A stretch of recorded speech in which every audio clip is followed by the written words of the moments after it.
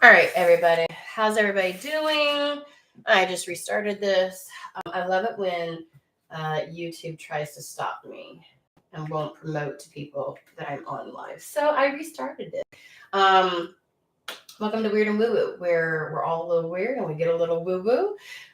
If that's not you, I hope you have a fantastic and wonderful day. If it is and you choose to stick around, just as a reminder, I cannot read for all 7 billion people on this planet. And so I read for particular different collectives within the overall collective. So, uh, uh, bearing that in mind, we don't Cinderella anything to try and make it fit, okay? Fantastic. Thank you. Now, before getting on originally, I was getting in this moment. And I was like, is this a right here, right now? Is this a, whatever it is? See, they just now actually, I had to restart this live so that they would put out the thing to everybody. Anywho's, so they just kept saying in this moment. And I know there's a song like in this moment. Your lips are pressed to mine. Like, I know that, but they wouldn't let me go on any further. So it's just in this moment.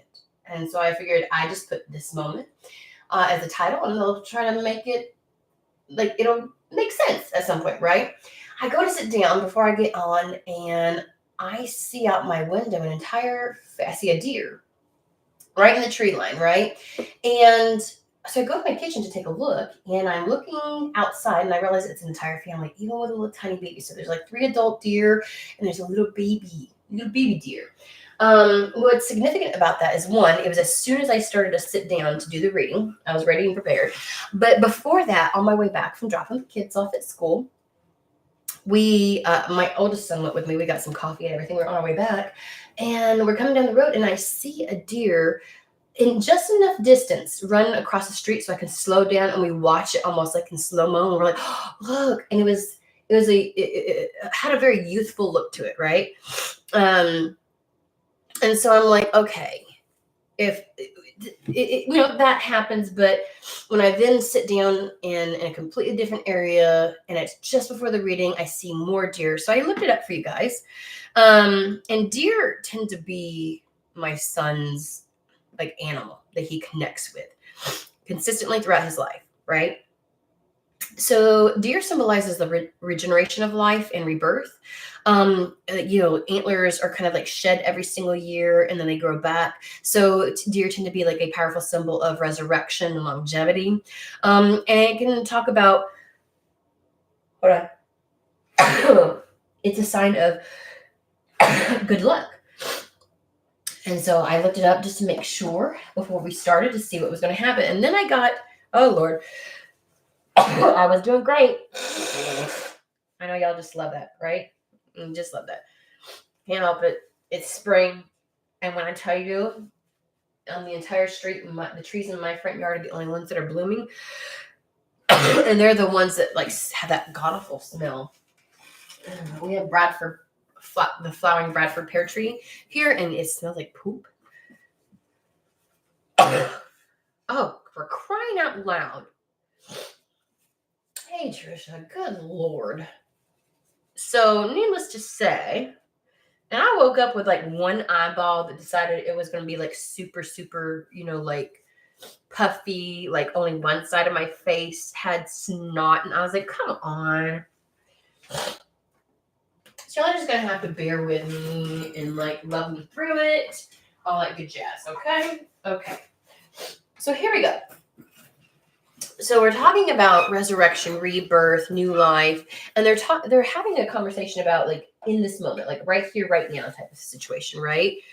So I'm like, okay, we're gonna figure this one out, right? And then I whip out, and again, like YouTube would not. It gives me the feeling when YouTube will not promote and will not let everybody know that I'm on live, because I don't ever go like more than 2 minutes without somebody hopping on. And so I was at a 5-minute mark, and I was like, that does it. You're not stopping me from giving this message. And so I closed out the old live and I restarted it. And so anytime that there's like a level of interference, right, with a message coming through that has something as significant to do with like resurrection, rebirth, a new beginning, positive luck. Again, for those who don't know, I was watching, as soon as I sat down to do the reading, I saw deer out my window in the tree line area eating and grazing, and there was a little baby with them, and I was like, oh my gosh. And it was the second time this morning that I had seen them in two different locations, like they were garnering attention, right?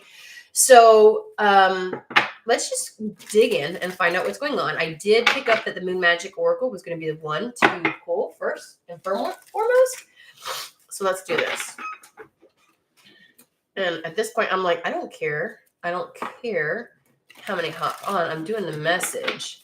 Like sometimes I feel as if like there's energies at play that want to try and discourage you from doing what you know you're supposed to be doing, or you knowing like from doing certain things in hopes that you just, like yesterday's reading, hang up your hat. And it's like, you're not going to fucking do that. You're not going to stop me. So I don't know. Oh, Trisha, did your family make it down? Did they come down already? I know they're coming down. I don't remember when. I know you told me when, but I don't remember when you said. So I may not be here yet, huh? All right, let's get these out and see what cards they want to pull for right now. So we're just going to go ahead and dive into this.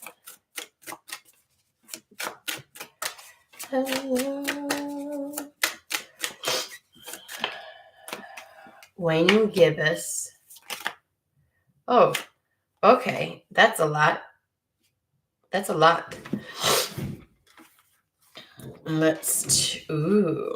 Waning gibbous and the esbat. And in the center is the witch's moon. And then we have the glimmering and blood on the moon. Oh, good Lord. Okie dokie. I don't know where this is going, guys. We're going to start with witch's moon, and then we're going to read these like this. Now, if I have to switch these around, because do you notice how these two seem to shimmer and shine? Like, look at this light and look at this light, but yet both of these look very similar. So I might have to switch these around. I don't know. We're going to start with the witch's moon though. Okay, guys?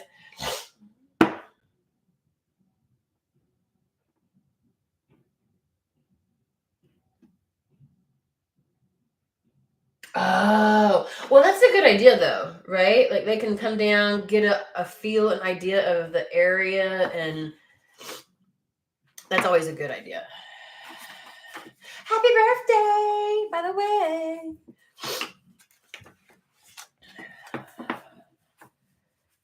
Okay, let's get into this, Witch's Moon. So this particular card, let's take a look at it. And so the overall energy is magic, sacredness, and intentions and spellcraft. It's letting you know that magic is at work in your life right now. And in this moment, that was what they were saying. And it could be an indication that anything that you have, any intentions you've put out, manifestations you have cast, is about to come to fruition. It's also a sign to maybe take some steps to make your life more magical. Tap into your own inner magic to find the spark within yourself and to start to make your dreams a reality. Manifestation is a collaboration between you and the universe. Step into your power, own your magic, and bring it to the fore of your personality. It suggests that the manifestation will come quickly because magic is afoot. Manifestations can come quickly. You need to step into your magic, into your power, embody that more, bring it to the forefront of your personality, of how you present things in life. I think that plays a factor in this manifestation coming in quickly. All right. This is a lot of cards. I don't usually have this many. Once in a great while, and I love to read from this particular book when I do this. And I know some people don't like it, but you'll get over it. It's all good.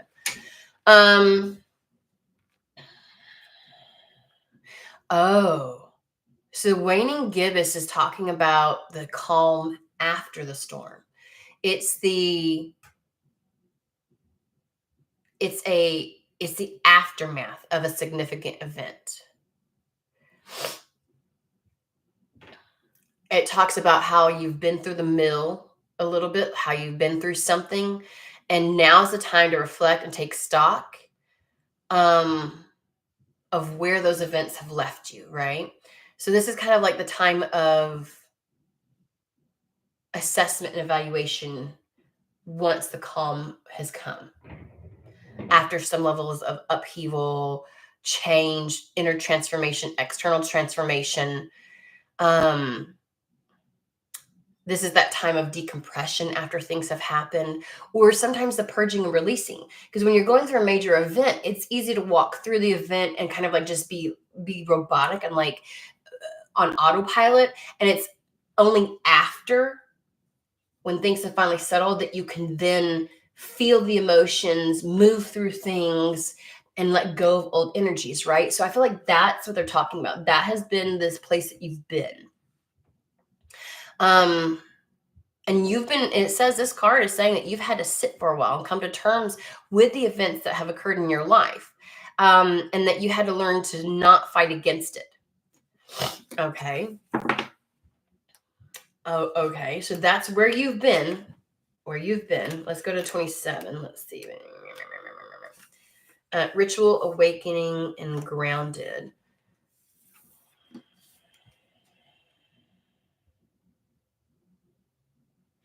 This card represents a deep commitment to your spirituality. And that whatever you've been through was a deep spiritual experience or awakening. So this is talking about the calm after the storm, after everything that you've been through, and the taking stock and account and moving through the emotions and purging of certain things and releasing of energies and cords. And it's kind of like whatever you went through was really meant to be a very profound spiritual experience for you. And that you've been here recently during this time frame of the evaluation after the calm after storm is kind of like spending a little bit of time with spirit, communing with the divine. And this card is actually encouraging you to do such, which maybe it's time to reconnect now that things are well, now that you've moved through that and beyond that. Now's the time to actually spend some time getting back into your magic, stepping back into your power, exuding that. I think that maybe you were too immersed in the humanness, the human aspect of dealing with the aftermath of whatever major event had occurred, right? And so it's kind of like, and you may not have been in a place to really connect with spirit, step into your magic, feel connected in that capacity, because there was a lot you had to move through that was very earthbound, is what I want to say. And they're saying now that you're on the other side of this, it's time to start stepping back into your magic. That your practices need not be extravagant or long-winded.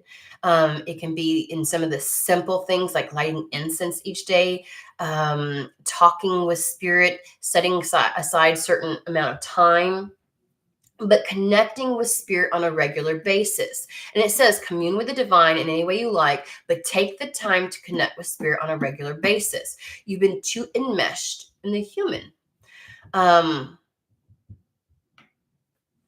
And they're saying at this point, what's important is that you find a way to incorporate some kind of spirituality in your day-to-day life. Magic is a practice that that should be lived each day. And so you're on the other side of this. I think that there was, again, whatever event occurred, this doesn't necessarily feel as if it just happened. This feels like it happened some time ago, and you've spent some time in reflection, in purging, in moving through things, and now you're finally at a peaceful state. That you're in a good place to go ahead and reconnect with spirit. They want you to step back into your magic. Let's talk about the other two then. So right in here, right now, is about focusing on reconnecting with the magic of spirituality and divinity. Let's go to 50. Did it? let's see here. I'm gonna put unique gifts. It's a card of hope, anticipation, and joyfulness. It indicates some significant events might be manifesting in your life. It's like an opportunity for you to show what you're made of and to demonstrate what you can do. It's time to spread more light in the world.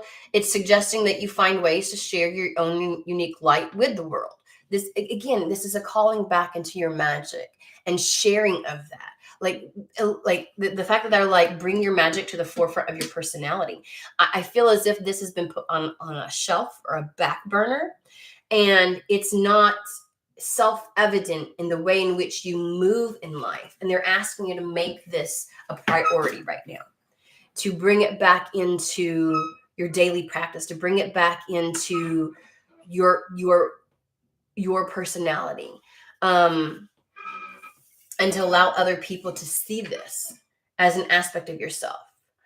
In whatever way, shape, or form, I feel like this has been kind of hidden, maybe not intentionally. That's not what I'm picking up on. This isn't like an intentional, but life, you know what I mean?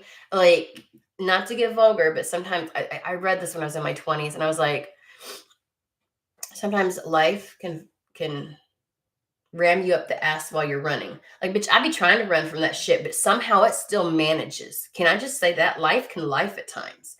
And I had to do what I had to do after life events occur and happen. You know what I'm saying? In order to move through and purge, and because those things get in the way. And it maybe I find it weird, because it's almost as if I feel like somebody was connected to their magic, and then shit happened, and you were still connected as shit was happening in your life, as events were, occurring. And it was only after the fact that you got into a safe space and away from all of that and disconnected, that things felt like they just unraveled. And it was because, again, at that point was when you were able to move through the muck and the shit and the energy, and to purge and to feel the things that you didn't get to feel when you were actually going through the fucking event. And it's like, when you get into the depths of that shit, you're dealing with some real human aspects, emotions. You're purging from your body itself. The trauma gets encoded within your cells, you know what I mean? And so there's a lot that you have to move through, and the energy gets dense, and that makes it very difficult to connect with spirit. That makes it difficult to feel your divinity. And it's only once you finally move through that you can actually step back into feeling your magic. And this is a conversation we had last week when we worked with Paula, and we were doing like a little impromptu behind the scenes session. And that was actually one of the topics that got brought up was, I can witness magic. I know and understand and see it. I can even be like, ooh, kind of, but I don't feel it. I don't embody it like I used to. And it was like, because you couldn't for a period of time. You were in low density, frequency, and energy, because you had to deal with things that you didn't deal with when you were going through an event. This is coming out on the other side. And a big part of who you are when you're in your authentic self is this aspect of you that's connected to magic, to your divinity. And so now's the time to pull yourself back into it. And in order to do that, it may take some conscious effort on your part. And I know that sometimes we like to believe that, and it's true, when you're in the flow, that's when the true magic emerges and is felt. But sometimes when you've been out of practice, just like a bike, you got to kind of get back on and go through the motions until you get back in the swing of things, until it feels natural again, right? And so there may be a conscious effort that needs to be made to invite that energy back in, to open yourself up to it. Let's go back to the blood on the moon.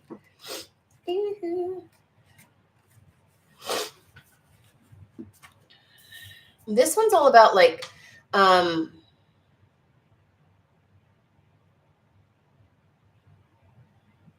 on.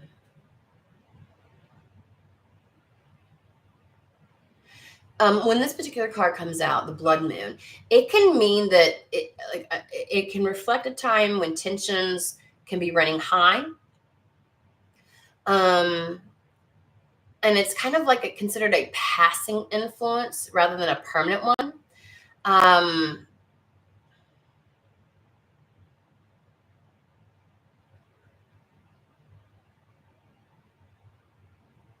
It's funny because it talks about like conflict, trouble, and being cautious at this time, feeling unlucky. You may have a fear at this point in time of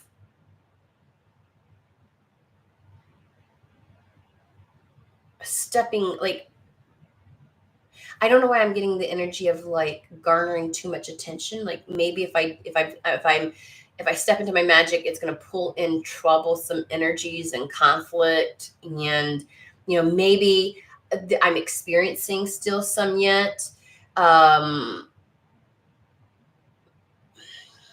I don't feel like life is lifing as much as it was before.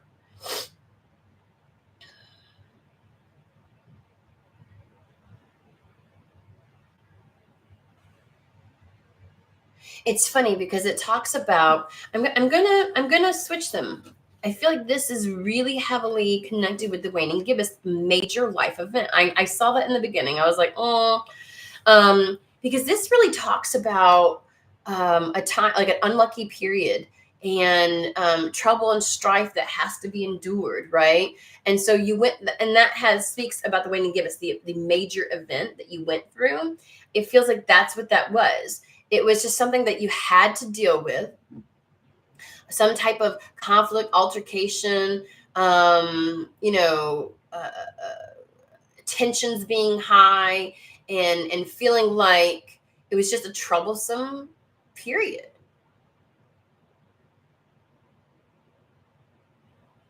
And so there was a sense of protection that was needed. It's like I feel like that's also the time when like the calm after the storm, the calm after all that shit happened was like hunkering in, hermit mode, a sense of protection, like needing to heal and having to protect yourself at that time and not wanting to open yourself up to influences. And in fact, that I picked up on the idea of like stepping into your magic, almost opening you back up to that. And so you may have closed down while you're going through that dense energy, and as a form of protection, like I need to focus on me. I need to get my internal energies right. And I don't know if there is some sense that feeling, or maybe subconscious fear, that because again, whatever event you're going through, I feel like you were open to your magic. You were open to the divine. You're open to all of the possibilities and experiencing that. And it's only after the fact that you may have shut down to everything, because that's when you experience the more denser energies. And there may be a subconscious fear associated with the fact that you were so open during that time frame and shit still happened. And so being worried that almost invites it in. And it's not necessarily. It is the thing that helps to move you through and open you up to other possibilities. So being connected to your inner magic and being connected to, because when you're connected to that, you're in a more vulnerable state, right? Because you're your most authentic self. Your heart is open. You have a willingness, and sometimes we can subconsciously connect the two, and it's like, I just don't want to let anything in. And I think that they're saying, but now's the time. You've had the chance to move through certain things. You are finally in the calm after whatever you went through. You've purged like you needed to. There's no need to be cautious anymore. And so it's okay to go ahead and open back up to your magic, to start inviting it in through rituals and like taking conscious effort and steps to do such. So let's see what this would do for you if this occurred.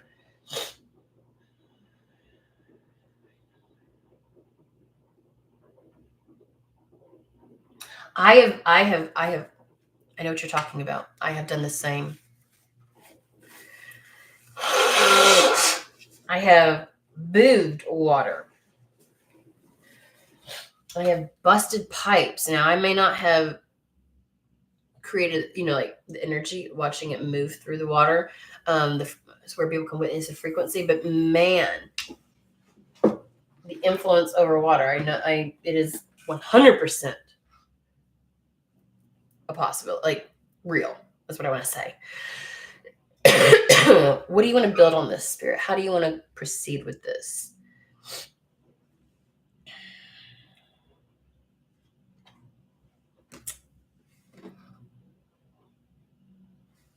I feel like saying they're really bringing me to the Fallen Angel Oracle.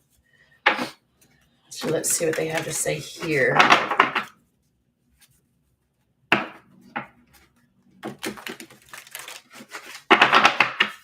I just heard it's okay to be woo-woo again. I don't know if you felt stupid for all of your woo-woo-ness, because you're like, and here's the thing, I want to remind you, and I say this all the time on the channel, but it might have been quite a while since I said this. But those that have followed me know that just because you heal and just because you're connected to the divine does not mean that you're impervious to shit happening in life. And I think that's the fallacy that sometimes can trip us up, is the idea that, well, I am in such a state and connected with spirit that things shouldn't ever happen. And as soon as we begin to believe that is when I feel like we open ourselves up for that type of shit to happen, for shit to come our way. Healing is the process of learning how to live. It's how we are supposed to be moving through life at all times. And if we were to employ that process at all times, then we allow ourselves to move through difficulty without creating new traumas and wounds for ourselves to heal from, right? It also helps to collapse timelines.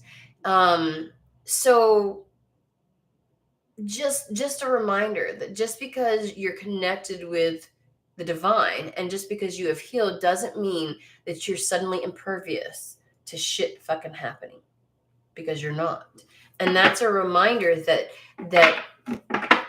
there may have been a shutdown during that need to heal, like when you realized I have so much energy and so much to move through and to feel and to purge, and what the fuck, you may have been and had a bit of anger towards spirit, like, why again do I have to do this? And it's again a reminder that just because you're connected with spirit, just because you're connected with magic and you're connected with you've healed aspects of yourself, does not mean other shit can't happen. And so spirit's like, now's the time, and that might be part of why you shut down.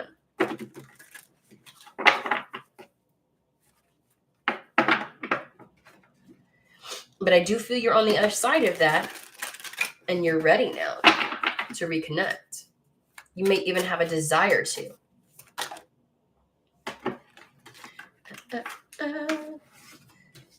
We have conflict.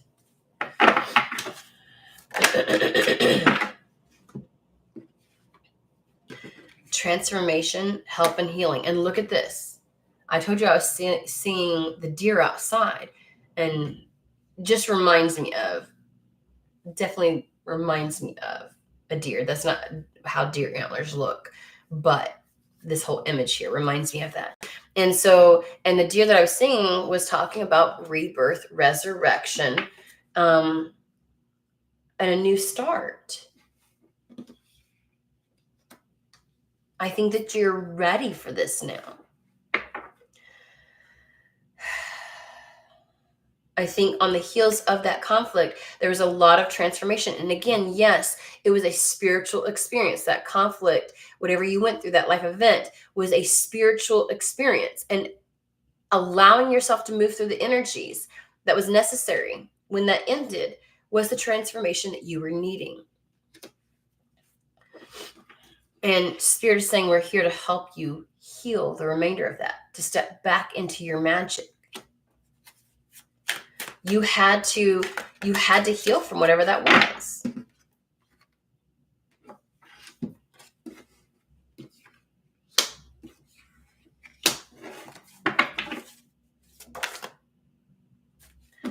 Almost. It almost came out. What is that?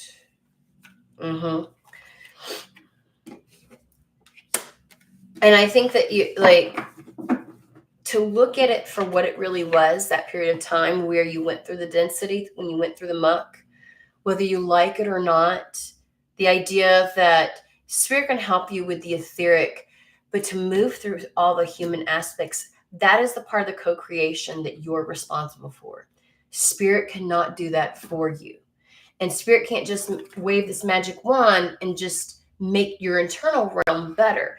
When we're talking about co-creation, that is the one aspect, that is the part that you play in everything, right? Your humanness. You are responsible for moving through the human aspects of everything. There's no amount of etheric magic that can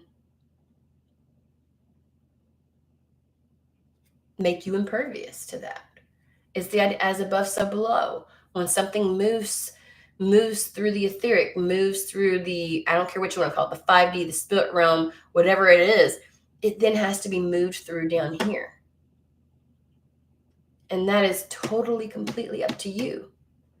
And so your anger and your frustration with Spirit, they couldn't do anything about it other than hold space for you as you did it and be waiting for you on the other side, no matter how long that took.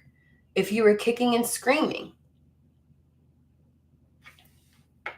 And so that conflict left you in a place of that conflict, that those life events, I feel as if saying it was a lot of endings, or like the events ended up bringing about endings. And that was a massive transformation for your human to go through, whether you spiritually were ready for it or not. And so there, you just it had to be a time of healing. You had to go through it, and you had to recuperate. You had to.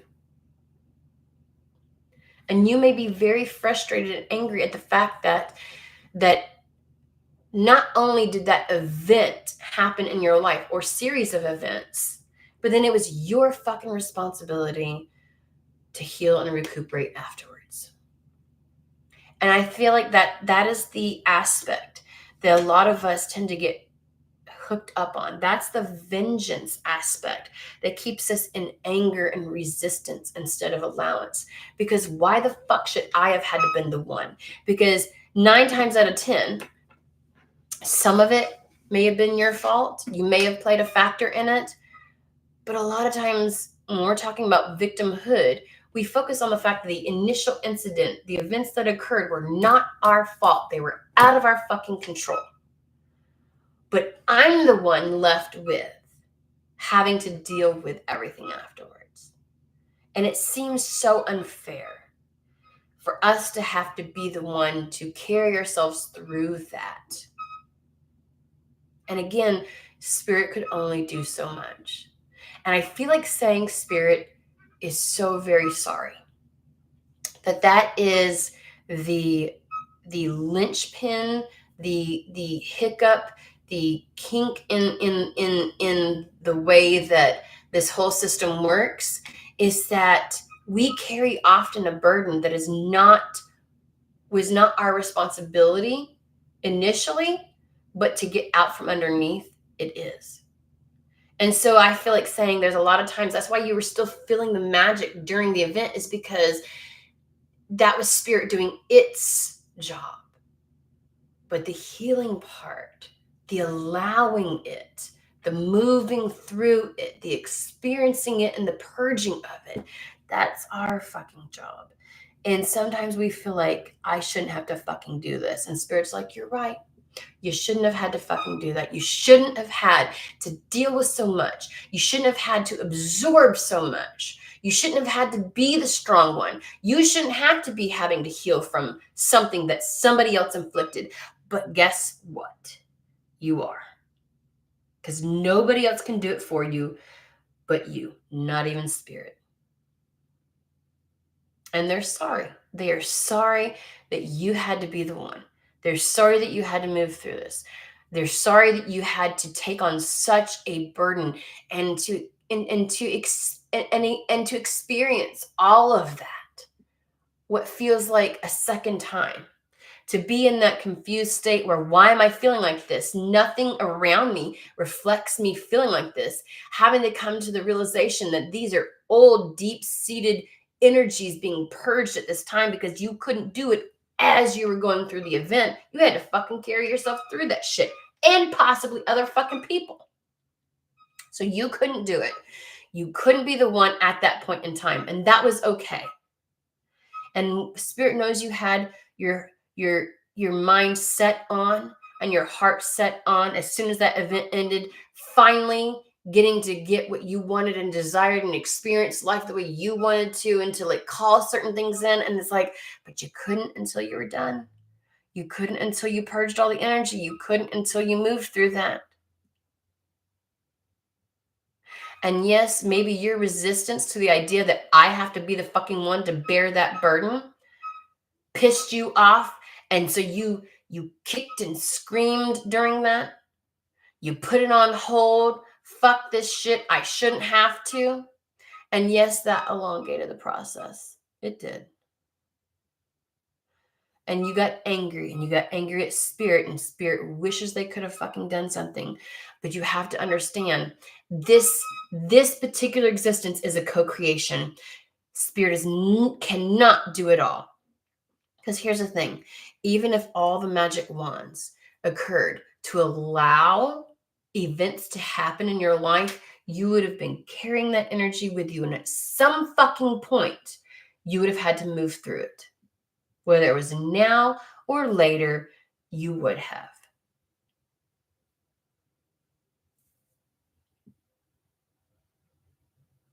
So that's where the honesty card is, getting honest with ourselves. And that's the honest fucking truth about this fucking human experience. That we will never be able to escape that. That no matter what we endure, whatever occurs, no matter how many positive events surround us, moving through it and experiencing this human experience is our job. That is our half of this co-creation. And it's a hard one. But it's the honest God truth. And the more we're willing to come to that honesty, the easier it is going to be to step back into magic. We can let go of that sense of vengeance. We can let go of that sense of betrayal. We can let go of that sense of abandonment. I know that religion has taught us that spirit is omnipotent and all powerful and can do all. And could they? Yeah, but what would be the fucking point of having this experience then, if we don't actually experience it?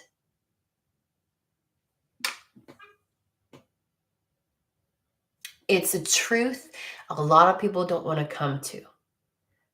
They want to cry foul and treat spirituality and our connection with our inner divine as something false, because those things still occur. And it's like we actually have to understand that we have been given some bullshit dogma that spirit is all capable. Sure it is.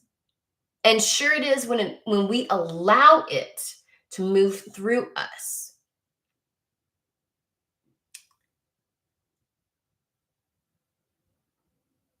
But we get to fight against it. We are a participant.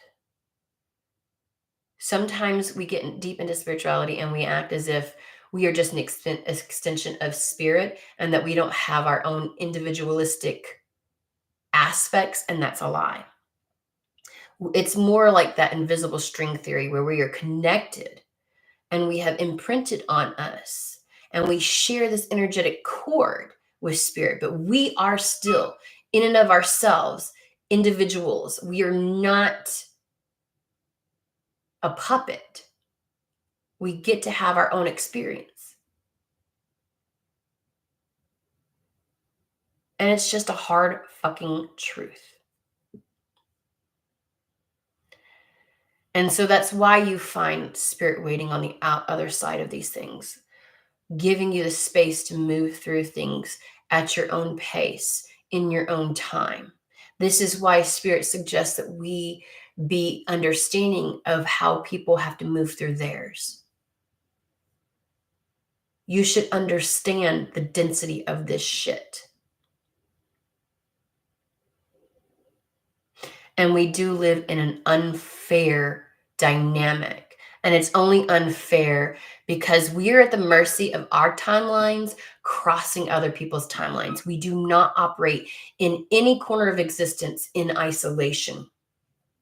So this is the reason why I don't like it when people say coincidence doesn't exist, because it fucking does. To say otherwise would insinuate that everything is purposeful, intentional, and thrust upon us, and that we don't have individualistic like identities, and we are not separate to any degree from spirit. Like we are being forced then. And we are not. It just is what it is. We find ourselves at the cross section of other people's existence and timelines. And as a result, coincidence can occur. And unfortunately, it puts us at the mercy, no matter how much because if spirit takes away our individualism, then absolutely they can have 100% control over every fucking thing. But then we are not having the experience. So this is where we're at. But just as a reminder to keep yourself separate from your magic and to shut down your own divinity within is also tapping out and no longer having this experience. It is then a self-inflicted imprisonment that we place ourselves. And we deserve better. So Spirit wants you to take intentional steps to get back into your magic, to tap back into those aspects of the self, the divinity within yourself, your connection with the world around you, which is that invisible string that connects us all.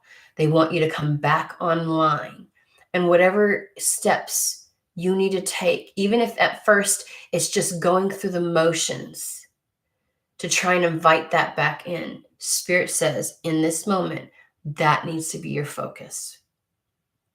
Because that magic will bring in all the possibilities. Because with that magic, a lot can happen for you now. And it's needed. You need it.